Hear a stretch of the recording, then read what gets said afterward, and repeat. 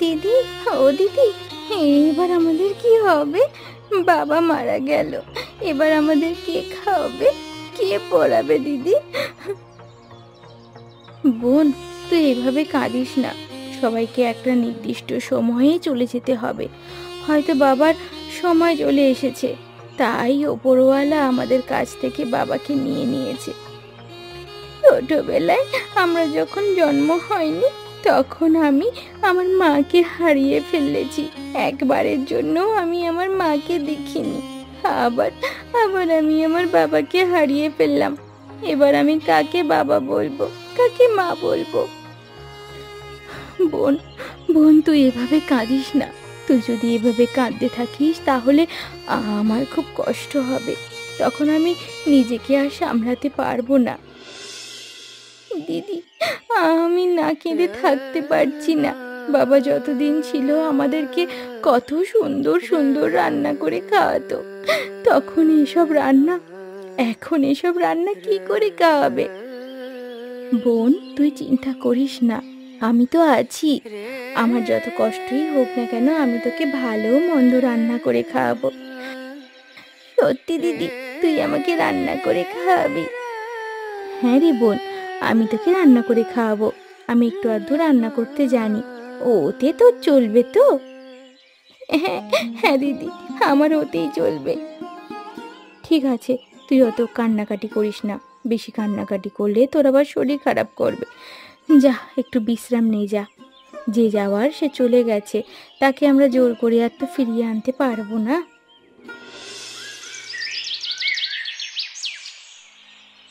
বাবু, ও বাবু, আপনি এখানে বসে বসে কি করছেন? ওদিকে কি হয়েছে, একটু কি খবর নিয়েছেন? কেন রে, কি হয়েছে? আর তুই এত হাঁপাচ্ছিস কেন? কি হয়েছে আমাকে খুলে বল। বাবু, আপনার জন্য একটা সুখবর এনেছি। সুখবর? তা কি সুখবর এনেছিস রে? তাড়াতাড়ি বল, আমার যা তর সইছে না। বাবু, আপনি যার কাছ থেকে মোচার কলা কিনতেন, তিনি আজকে সকালেই মারা গেছেন। বলছিস কিরে তুই? হরিহর ফুটে আছে?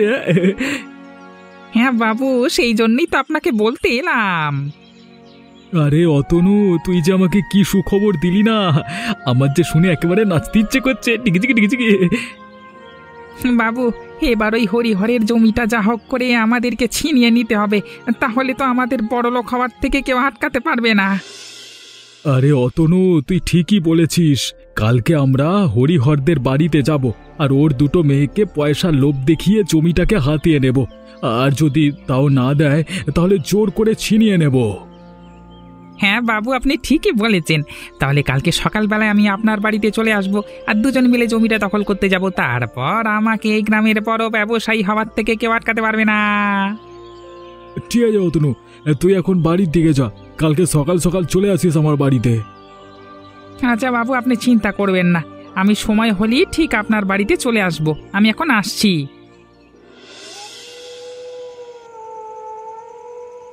মিতামা, ও মিতামা, কোথায় গেলি রে তোরা? সাতোদের সাথে একটু দরকারি কথা ছিল।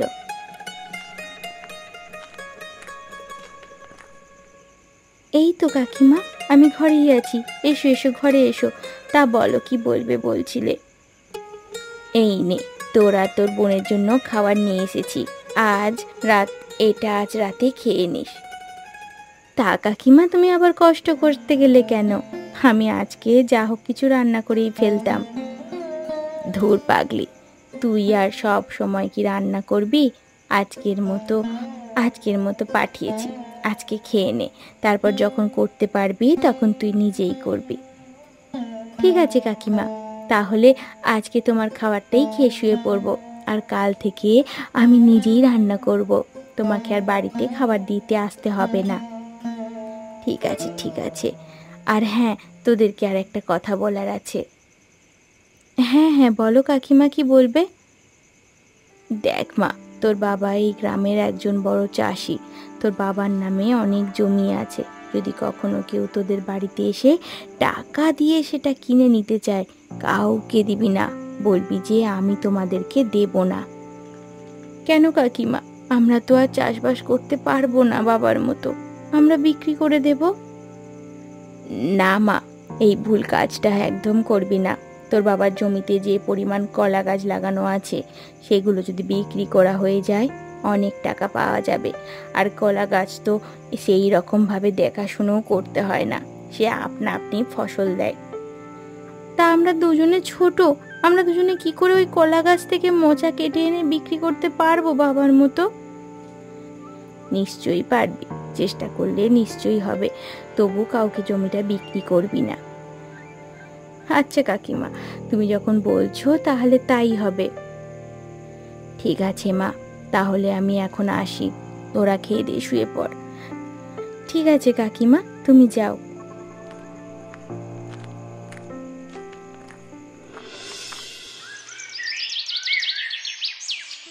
মিতামা আর তানিশামা কোথায় গেলি রে তোরা? একবার বাইরে বেরিয়ে আয়, তোদের সাথে একটু দরকারি কথা আছে। কে কে আমাদের এই সাত সকালে ডাকাডাকি করছে, কে বলো তো? আরে আমরা রে, তোর বাবার কাছ থেকে আমরাই মোচা আর কলা কিনতাম। ও, এবার বুঝতে পেরেছি, তুমি সুমেন্দু কাকা না? এই তো লক্ষ্মী মেয়েটা এবার আমাদেরকে চিনতে পেরেছে। হ্যাঁ, তা বলো, তোমরা আমাদের সাথে কি কথাবার্তা বলবে? তোমাদের মোচা আর কলা লাগবে নাকি? মোচার কলা তো লাগবেই, তার সাথে আরো অনেক কিছুই লাগবে। মোচা কলা তো বাড়িতেই আছে, কিন্তু আরো অনেক কিছু বলতে তুমি কি বলতে চাইছো? আমি তো কিছুই বুঝতে পারছি না, খুলে বলো। আসলে মা, তোরা তো এই বাগানটা নিয়ে আর কিছু করবি না, ওর থেকে বরং আমাকে বিক্রি করে দে, আমি তোদেরকে কিছু টাকা দিয়ে দেব। না না, এ কাজ আমি কখনো করতে পারবো না। আমার বাবার একমাত্র স্মৃতি রয়েছে ওই জমিটা, তাছাড়া আমাদের কাছে আর একটাও স্মৃতি নেই। আমরা ওই জমিটা বিক্রি করতে পারবো না। তুই বিক্রি করবি না, তোর ঘাড় বিক্রি করবে। দে এই কাগজটার মধ্যে চুপচাপ একটা সই করে দে। না, আমি এই কাগজে সই করব না। আর বোন, তুইও সই করবি না। ঠিক আছে, তুই এই কাগজে সই করবি না তো আমিও দেখি তোদের এই বাগানের মোচা আর কলা কিভাবে বিক্রি হয়। আমি এই গ্রামের বড় ব্যবসায়ী, আমার কাজ ছাড়া কেউই মোচা কলা কেনে না। দেখি তোদের কাছ থেকে কে মোচা আর কলা কেনে, দেখি। হ্যাঁ হ্যাঁ, যাও যাও, আমি কোথাও বিক্রি করতে পারবো না। পারলে তোমাদেরকে এই জমিটা আমি কখনোই দেব না। যাও যাও, যাও তো যাও। এই সাত সকালবেলায় আমার মেজাজটাকে গরম করতে এসো না। যাও যাও, দূর হও এখান থেকে। যাও তো, যাও, দূর হয়ে যাও বাড়ি থেকে। হ্যাঁ, এখন তো চলে যাচ্ছি, কিন্তু আমি পরে তোকে ছাড়বো না, তোকে দেখে নেব আমি। বাবু, ওই ছোট মেয়েটা আপনাকে এতগুলো কথা শোনালো আর আপনি সেগুলো চুপচাপ শুনে চলে এলেন।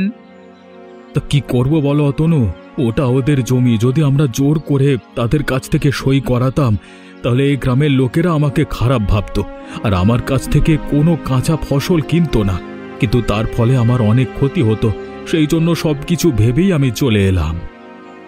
তাহলে বাবু, আপনি ওই জমিটাকে নেবেন না ওদের কাছ থেকে ছিনিয়ে? জমি নেব না এ কি কখনো হতে পারে? তুই কিছুদিন অপেক্ষা কর না, দেখবি ওরা নিজে থেকেই জমিটা বিক্রি করতে আসবে। নিজে থেকে বিক্রি করতে আসবে মানে? ঠিক বুঝতে পারলাম না, একটু খুলে বলবেন? আরে পাগল, এই গ্রামেতে আমার কাছ থেকে ছাড়া কেউই অন্য কারোর কাছ থেকে কাঁচা সবজিপত্র কেনে না। তাহলে ওরা যদি অন্য কারোর কাছে গিয়ে বিক্রি করে তাহলে তো কেউই নেবে না, ফলে তাদের মোচা এবং কলা দুটোই নষ্ট হয়ে যাবে আর তাদের কাছে টাকাও থাকবে না। আর দেখবি ওরা ছুটতে ছুটতে আমার কাছে আসবে জমি বিক্রি করবার জন্য।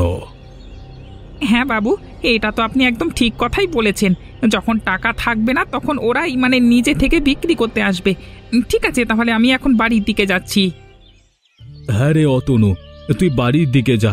আর গতকাল বাজারে কাঁচা সবজিপত্র বিক্রি করতে যেতে হবে, সেটা খেয়াল আছে তো? হ্যাঁ হ্যাঁ বাবু, হ্যাঁ সেটা আমার খেয়াল আছে। ঠিক আছে, তাহলে তুই সময় মতো চলে আসিস, আমাকে যেন অপেক্ষা করতে না হয়। ঠিক আছে বাবু, আপনাকে অপেক্ষা করতে হবে না, আমি ঠিক সময় চলে আসব।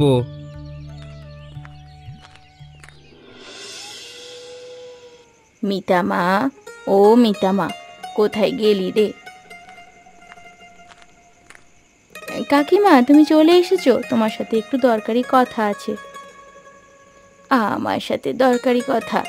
কি রে, তাড়াতাড়ি বল, ওদিকে আবার অনেক কাজ পড়ে আছে।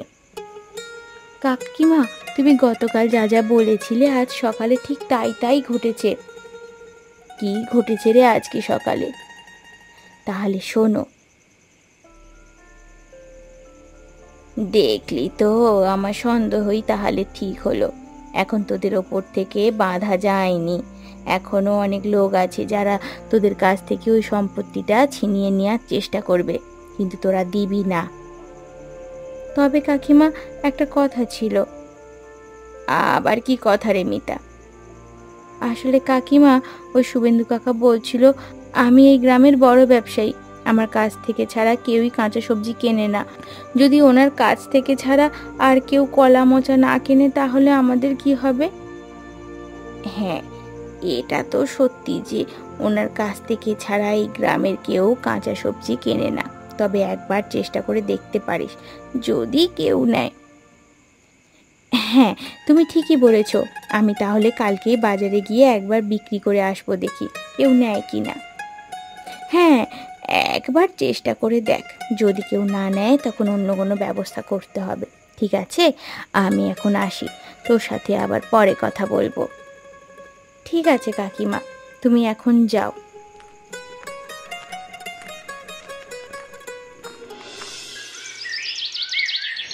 আসুন আসুন, আমার দোকানে আসুন, তাজা তাজা টাটকা টাটকা সবজি নিয়ে যান। আসুন আসুন।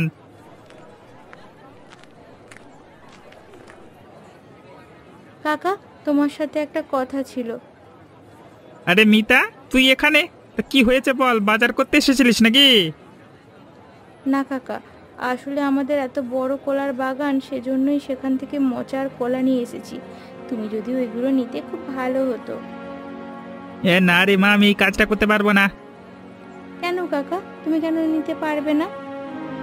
তুই জানিস তো এই গ্রামের বড় ব্যবসায়ীকে তার কাছ থেকেই কাঁচা সবজিপত্র মোচা কলা নিতে হয়।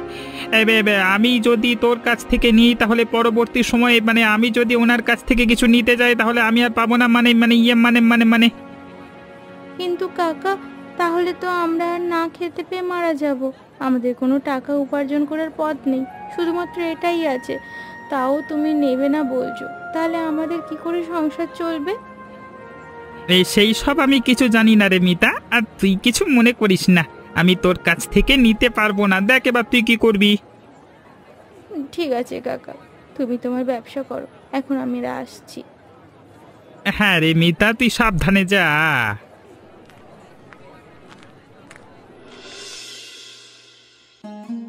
বাজারে অতগুলো মোচা নিয়ে গেলাম, একটাও বিক্রি হলো না। সব মোচাগুলোকে নিয়ে বাড়িতে ফিরতে হলো। এভাবে রেখে দিলে তো পচে যাবে। বরং এক কাজ করি, এই মোচাগুলোর কোপ্তা তৈরি করে ফেলি। ও দিদি, দিদি তুমি কি রান্না করছো বলো তো? কি সুগন্ধ বেরোচ্ছে। আমার তো গন্ধ শুনেই পেটের ছুঁচো ডন মারতে শুরু করে দিয়েছে। তা কি রান্না করছিস তুই? তুই আগে খেতে বস, তাহলেই বুঝতে পারবি আমি কি রান্না করছি। হ্যাঁ রে দিদি, দে তাড়াতাড়ি খেতে দে, বড্ড খিদে পেয়েছে। কি রে বোন, মোচার কোপ্তা খা আর খেয়ে বল দেখি কেমন খেতে হয়েছে। এই রান্নাটা তো প্রচুর ভালো হয়েছে, কি দারুণ খেতে হয়েছে। তাহা দিদি, আমার মাথায় একটা বুদ্ধি এসেছে। কি বুদ্ধি রে?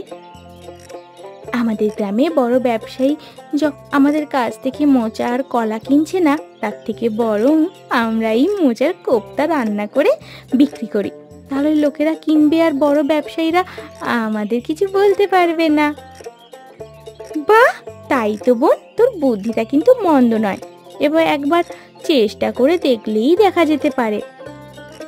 হ্যাঁ রে দিদি, তুই আর দেরি করিস না, আমরা বরং কাল থেকেই বাজারে মোচার কোপ্তা বিক্রি করতে যাব।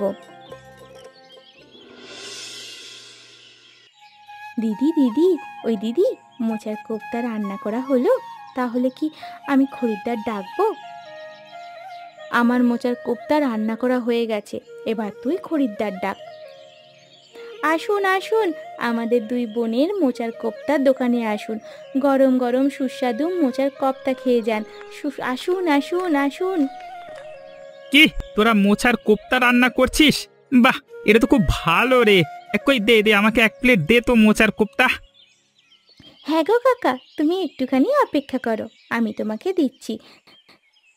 এই নাও কাকা, খেয়ে নাও, আর খেয়ে বলো তো কেমন হয়েছে খেতে।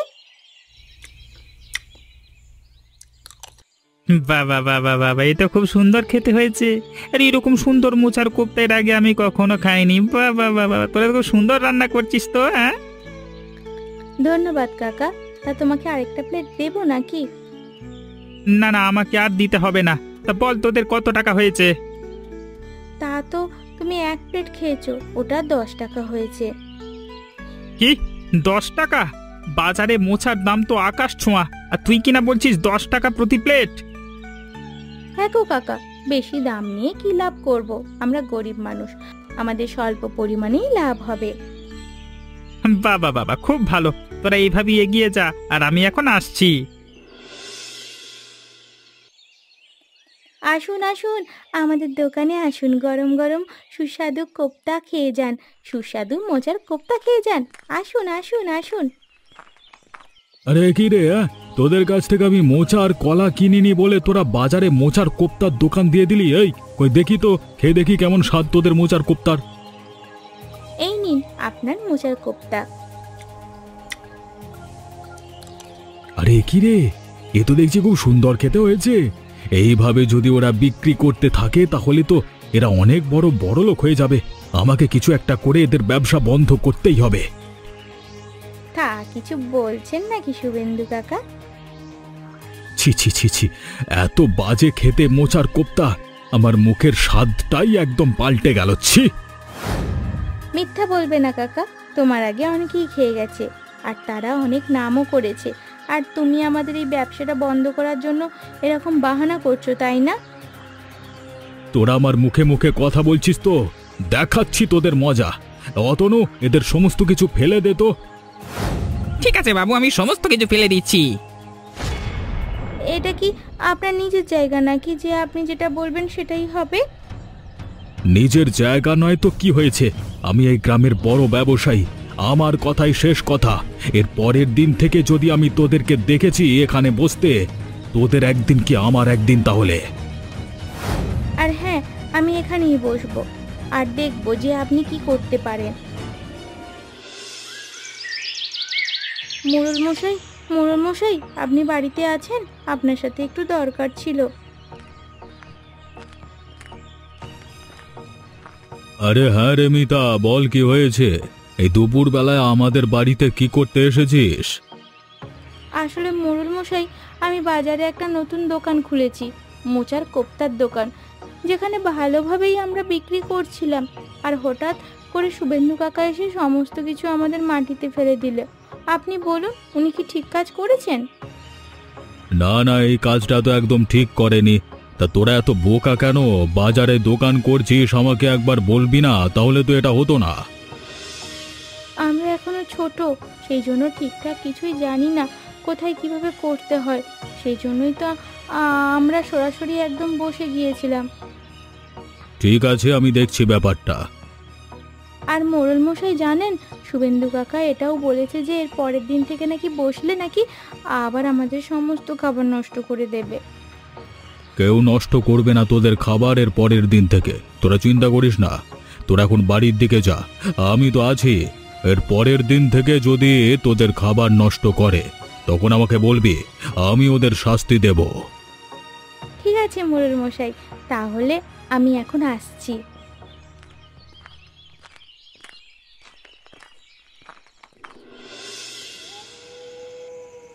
বোন বোন, তাড়াতাড়ি আয়, তাড়াতাড়ি খেয়ে নিবি আয়, অনেক রাত হয়েছে, আবার কাল সকাল সকাল দোকানে যেতে হবে। হ্যাঁ দিদি, আমাকে তাড়াতাড়ি খেতে দে। তোর খাবার তোর সামনেই রাখা আছে, খেয়ে নে, তাড়াতাড়ি খেয়ে নে।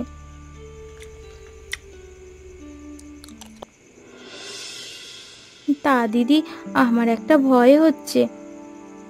কি ভয় পাচ্ছে তোর?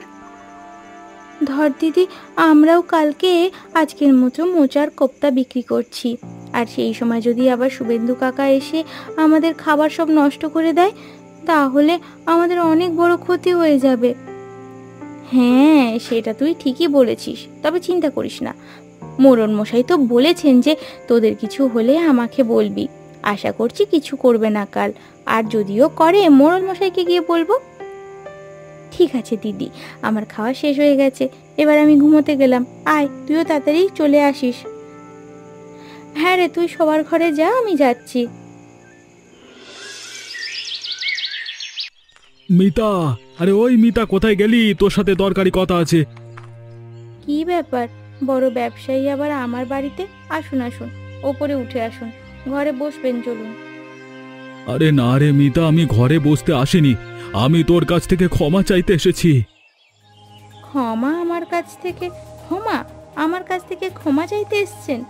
আপনি তো একসময় বলেছিলেন যে তোমাদের আমি দেখে নেব, আর এখন আপনি ক্ষমা চাইছেন? এইটা আপনার মুখে শোভা পাচ্ছে না। তোরা এখন আমাকে নিয়ে মশকরা করছিস কর, কিন্তু আমি সত্যিই তোর কাছে ক্ষমা চাইতে এসেছি। তা ক্ষমতায় তো আপনি এমনি এমনি চাইবেন না, আর এর পেছনে নিশ্চয়ই কিছু কারণ আছে। তা বলুন, আপনার সেই কারণটা কি? আসলে মিতা, আমাকে আর কেউ মোচা আর কলা বিক্রি করছে না, সেই জন্যই তোর কাছে এসেছি। যদি তুই আমাকে মোচা আর কলা বিক্রি করিস তাহলে খুব ভালো হতো, না হলে আমি গরিব লোক হয়ে যাব। এই ব্যাপার, তাই বলি যে আপনার মতো লোক তো আর আমার কাছে ক্ষমা চাইতে আসবে না। ঠিক আছে, আপনি একদম চিন্তা করবেন না, আমি আপনাকে মোচা দেব। সত্যি মিতা, তুই আমাকে মোচা দিবি? হ্যাঁ, আমি আপনাকে মোচা দেব। হয়তো আমি এখন আপনার থেকে বড়লোক হয়ে গেছি, কিন্তু আমার মধ্যে মনুষ্যত্ব ভাবটা এখনো আছে। তাই আপনাকে বলি যে কখনো কাউকে ছোট করবেন না। আপনি হয়তো এখন বড়লোক আছেন, পরবর্তী সময় নাও থাকতে পারেন। ধন্যবাদ মিতা, তুই আমাকে সঠিক পথটা দেখিয়ে দিয়েছিস। এমনই মজার মজার গল্প দেখতে আমাদের চ্যানেলটিকে সাবস্ক্রাইব করতে ভুলবেন না।